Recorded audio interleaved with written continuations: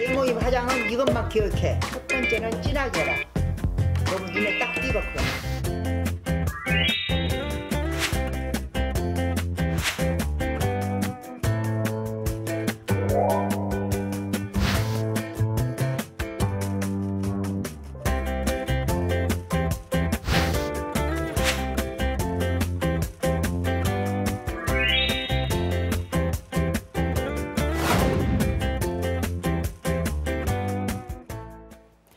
유튜브 실버스타 박막래 할머니 40년 넘게 식당을 운영하다 손녀의 도움을 받아 일상 모습을 영상으로 찍어 올리면서 삶이 180도 바뀌었습니다.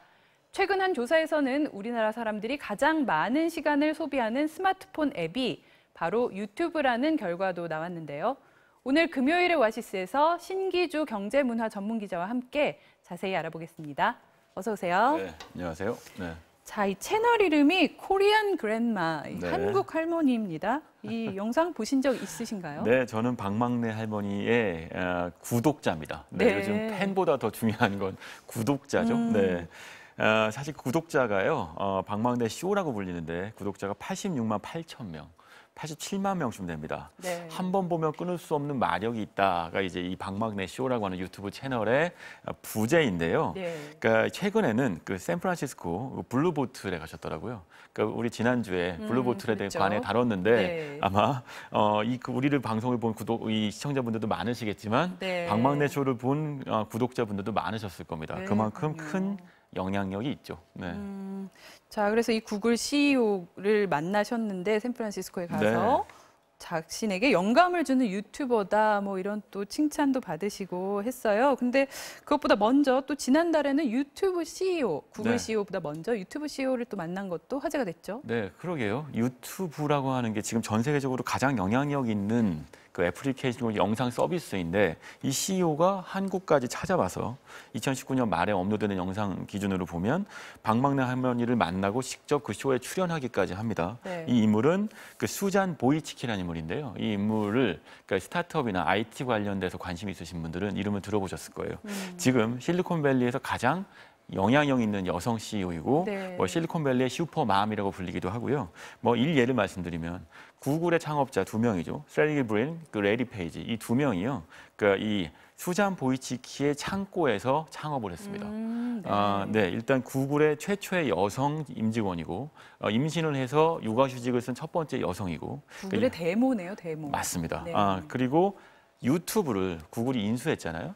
이 유튜브의 구글의 유튜브 인수에 결정적인 역할을 했고 지금 당시에 16억 5천만 달러 정도 인수를 했는데요. 네. 당시에 매우 비싸다는 얘기가 있었지만 수잔 보이치키가 굉장히 주장해서 인수에 성공했는데 결과적으로 유튜브의 현재 가치는 900억 달러가 넘어갑니다. 네. 자, 그런데 특히나 이제 국내에서 이 조사 결과가 나왔는데 50대 이상 중장년층의 이용 증가세가 아주 뚜렷하다. 네. 이런 게 나오고 이용 시간도 지금 급증하고 있다라고 하는데 어떻게 이런 중장년층 이용 증가세는 우리나라만의 추세일까요?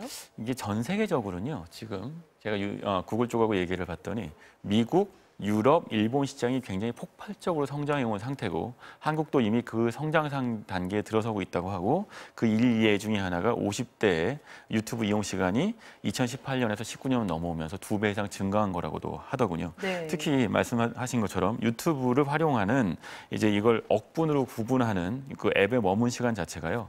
2018년에서 19년으로 넘어갈 때 유튜브가 50% 이상 증가하게 됩니다. 네. 그러니까 나머지 앱에 비해서 월등히 1등이었는데 이제는 유튜브 자체를 활용하는 시간 자체가 2배 이상 증가하고 있다면 이 시장이 심상치 않다는 뜻이 되겠죠. 그러니까 과거에는 뭐 네이버 같은 검색 포털이나 뭐 카카오톡 같은 맞습니다. 그런 메신저 네. 이런 걸 많이 이용했는데 그런 기능까지도 유튜브가 좀 흡수를 하고 있다 이렇게 봐야 될까요? 그러게요. 사실 유튜브는 현재 영상 서비스뿐만 아니고 메신저 서비스, 그 커뮤니케이션 서비스, 이른바 네. SNS 서비스라고 할 수 있겠죠. 그리고 검색 서비스, 이 모든 것들을 통째로 빨아들이고 있다고 할 수 있습니다. 이러다 보니까 수없이 많은 유튜브 스타들이 등장하고 있다고 얘기할 드릴 수 있겠네요. 네. 그럼 이 방망리 할머니 말고 또 대표적인 유튜브 스타들 어떤 사람들이 있습니까? 네, 사실 이 구독자 수가 무려 1,000만 명이 넘어가는 유튜버가 있습니다. 네. 1,200만 명에 달하는데요. 제이플라라고 하는 이른바 커버 음악을 만드는 뮤지션이에요. 커버 음악이라고 하는 건 이제 국내외 팝 음악들을 자신의 스타일로 새롭게 재해석하는 뮤지션을 뜻하는 것인데 맞습니다. 제이플라 음악성도 매우 뛰어나기 때문에 무려 1,200만 명이 구독하고 있고 네. 당연히 이 구독자 수의 상당수는 해외 구독자이기도 하겠죠. 이미 글로벌화가 된 유튜버라고 할 수 있겠고요. 예. 우리 그 먹방 많이 얘기하죠. 먹는 거 보면 모두들 행복해하잖아요. 유튜버로 먹방을 보는 분들이 많으신데 벤츠라고 하는 유튜버 구독자 수가 300만 명. 또 가장 큰 시장 중에 하나가 키즈 시장입니다. 예. 키즈 시장의 가장 큰 주인공 중에 한 명이 허팝이라고 하는 예. 세상 모든 궁금증을 풀어주는 실험을 하는 네, 인물인데 네. 이 허팝 유튜버의 구독자 수는 320만 명. 여성분들이 많이 쓰실 텐데 뷰티 유튜버 관련돼서는 이제 이사배, 포니 신드롬 같은 유튜버들이 있죠. 네. 네. 근데 이들이 정말 돈을 많이 벌다 보니 뭐 탈세 논란도 있고 했는데 네. 이렇게 돈을 벌 수 있는 건 콘텐츠에 붙는 그 광고가 주 수입원이 되나요? 그렇죠. 사실은 이제까지 유튜버가 얼마나 돈을 많이 버는지 몰랐어요. 그런데 과세 당국이 관심을 갖게 되고 이게 뉴스가 되면서 정말 이렇게 돈을 많이 버는구나. 재밌는 건 기사의 내용은 세금을 추징했다 이런 내용이었는데 일반 독자들의 관심사는 그럼 나도 유튜브를 해야지였을 겁니다. 이렇게 그만큼 많이 광고가 버는구나. 맞습니다. 근데 지금 말씀하신 것처럼 광고 기반이죠. 유튜버의 경우에는요. 유튜브는 그러니까 원래 본질은 구글이었죠. 구글에서는 검색어를 기반으로 네. 이른바 페이지 랭크라고 하는 기술을 활용해서 검색의 그 탁월한 기능을 높였고 그 안에서 검색어당 광고를 붙임으로 해서 거대한 검색 시장을 만들어냈거든요. 예. 똑같은 알고리즘을 유튜브에 적용하고 있습니다. 유튜브에서 영상의 조회수 그리고 요즘 최근 중요해지는 건 영상 하나를 보는 영상 재생 지속 시간이 길수록 광고가 많이 붙고요. 그 광고 단가가 높아지면서 유튜버들한테 큰 수익을 넘겨주고 있죠. 이런 식의 말하자면 유튜버, 크리에이터와 유튜브, 구글이 윈윈하는 구조 때문에 그 생태계 자체가 굉장히 빠르게 커지고 있는 상태입니다. 네. 그런데 이 유튜브를 보다 보면 사실 이게 상업적 광고인지 아니면 그냥 비상업적인 순수 콘텐츠인지 좀 모호하고 헷갈릴 때도 있더라고요. 네, 사실 예전에는요, 그게 구분이 명확하게 돼야 한다라는 생각들이 있었습니다만 네. 지금 현재는 이 상황이 굉장히 모호해지고 있어요. 그게 시청자, 유저들부터 마찬가지인 거죠. 대표적으로 우리 드라마 한 편을 봐도요, 그 안에 상당히 많은 PPL이 들어가 예. 있고 그게 예전에는 낯선 풍경이었지만 지금은 당연할 뿐만 아니라 능수능란한 작가들은 그런 PPL을 거부감 없이 이 매력적으로 그렇죠. 거부감이 제일 문제죠. 녹아내죠. 마찬가지로 유튜브에 있어서도요. 이른바 미디어 커머스 시장이 굉장히 크게 확단되고 있는데요. 영상 안에 자연스럽게 제품을 녹여내고 부담스럽지 않게 그 제품을 판매도 하면서 유저들한테는 재미와 유익한 정보를 주는 것. 이른바 이제 에디토리얼과 에드버티얼의 구분이 사라지고 있는 것이 요즘 이게 이 유튜브 시장의 핵심이고요. 네. 그래서 유튜브를 만인에 대한 세일즈의 시장이라고 표현하기도 합니다. 네. 광고주들은 아주 좋아하겠는데 사실 요즘에는 저희가 이제 웹상에서 하는 모든 활동들이 다 기록이 되고 네. 어딘가에 저장돼서 데이터화돼서 사용이 된다. 사실 이렇게 봐야 되잖아요. 그걸 제가 직접 구글한테 설명 듣고 목격할 수 있었던 공간이 있었는데요. 네. 지난 3월 6일이었습니다. 구글이 장충체육관에서요. Think with Google이라는 행사를 열었어요. 이 행사는 뭐냐면요. 일반 유저들을 상대로 한 게 아니고 이른바 광고주들, 브랜드 담당자들, 마케터들을 대상으로 해서 구글의 툴을 활용하면 어떻게 효과적으로 마케팅을 하고 광고 집행을 할 수 있는지를 보여주는 행사였는데 네. 지금 말씀하신 것처럼 구글은 방대한 형태의 빅데이터를 갖고 있죠.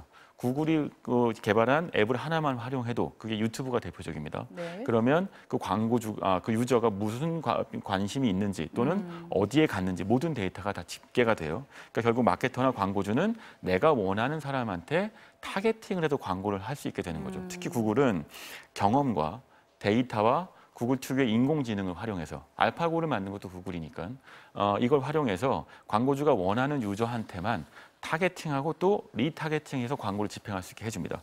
이건 사실 당시 장충체육관에 모인 모든 마케터들이 수십 년 동안 고민해온 문제들을 일거 해결해주는 순간이었다고 할 수 있습니다. 네. 자, 유튜브는 시간과 장소에 얽매이지 않고 자유롭게 볼 수가 있잖아요. 말하자면 이 TV 에브리웨어라는 개념인데요. 자, 여기서 특이한 점이 좀 있습니다. 자, 이게 젊은 세대일수록 개인 방송 등을 많이 보고 반면에 이 중장년층은 기존의 TV 프로그램 등을 이 유튜브 채널을 통해서 보는 비중이 좀 비교적 높다라는 거예요. 재밌죠? 사실은 그 젊은 층들만 유튜브를 볼 것 같은데 50대 중장년층도 유튜브를 보고 있고요. 근데 유튜브의 핵심 개념 중에 하나는요. 지금 TV 에브리어라는 표현을 말씀하셨는데 그 프라임 타임이 따로 없다가 유튜브가 내세우는 가장 강력한 방송으로서의 장점입니다. 네. 그러니까 내가 TV에 집중할 수 있는 순간에 유튜브를 틀게 되는 거죠. 근데 보통 우리가 거실에서 TV를 켜놨을 때는 다른 일을 하든 가족과 식사를 하는 동안에 보게 되기 때문에 아무래도 집중도가 떨어지는 순간들이 있을 수 있습니다. 예. 유튜브는 내가 혼자 있을 때 나만의 프라임 타임에 영상을 시청하기 때문에 광고에 대한 집중도가 매우 높을 수밖에 없죠. 또 영상에 대한 집중도도 매우 커지고요. 그러니까 유튜브 크리에이터는 단지 유저들이 만족할 수 있는, 구독자를 만족시킬 수 있는 컨텐츠만 만들면 구글은 거기에 적합한 형태의 광고 영업을 해주는 완벽한 형태의 광고와 컨텐츠가 구분되는 컨텐츠 생태계를 만들어내고 있는 상황인 거죠. 자, 구글은 이 한국의 유튜브 시장이 이제 막 성장 단계에 들어선 네. 걸로 판단을 하고 있다는데 어떤 점에서 그런가요? 그러게요. 제가 주변에도 이 말씀을 드리면 아이고 지금 이렇게 뭐 많은 유튜버들이 있는데 네. 이게 레드오션이 아니냐라고 네네. 말씀하시는데 제가 그래서 구글하고 다시 한번 취재를 해봤습니다. 구글은 이런 표현을 쓰더라고요. 국내 유튜브 시장은 그 엠브리오 피리어드다. 그러니까 태아 상태라는 거죠. 아직 네. 제대로 태어나지도 않았다예요. 깜짝 놀란 시장에 대한 분석인데 그 이유는 이겁니다. 점점 한국의 유튜브의 영상 콘텐츠에 대한 영상 재생 시간이 길어지고 있어요. 예. 그러니까 질적인 콘텐츠를 요구하는 유저들이 증가하고 있는 거죠. 이걸 비유하자면요. 삼성전자 주식이 400만 원까지 간다고 쳤을 때 지금은 한 50만 원 정도 단계라고 판단을 하고 있는 겁니다. 그러니까 지금 유명한 유튜버들은 삼성전자 주식을 5만 원대에 샀던 아주 예외적인 케이스겠고요. 근데 여기서 유튜브의 본질이 무엇인지를 꼭 말씀드려야 돼요. 네. 우리는 흔히 영상 서비스라고 생각하지만 예. 구글은 검색 회사잖아요. 네. 유튜브도 검색 서비스입니다.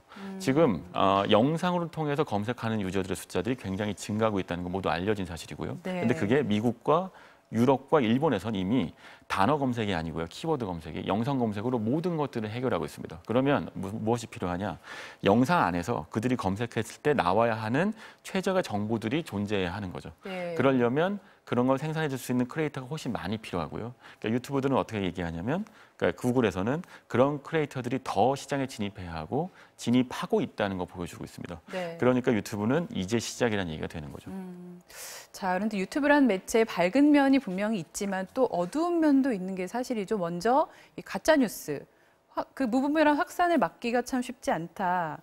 또 이 너무 어린 아이들이 이렇게 끊임없이 연결돼서 이어지는 그 유튜브 동영상들을 보다가 스마트폰 중독에 빠져들 위험도 높고 또 부모로서는 사실 그 유해 콘텐츠에 대한 걱정이 큰 것도 사실이거든요. 이런 네. 부분에 대한 보완책은 어떤 부분이 필요할까요? 네, 구글도 이걸 알고 있고요. 유튜브도 이걸 알고 있더군요. 근데 사실 이건요, 좋은 콘텐츠의 수량이 압도적으로 많아져야지 해결되는 문제일 겁니다.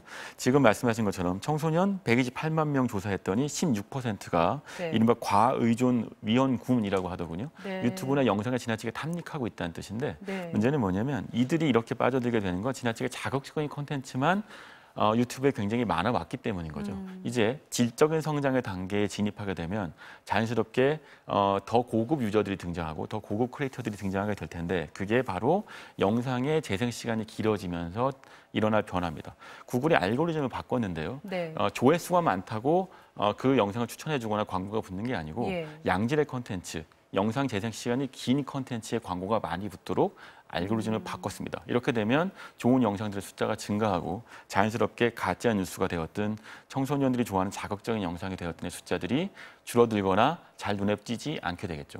네. 자, 오늘 신기주 경제문화 전문 기자와는 여기서 마무리하겠습니다.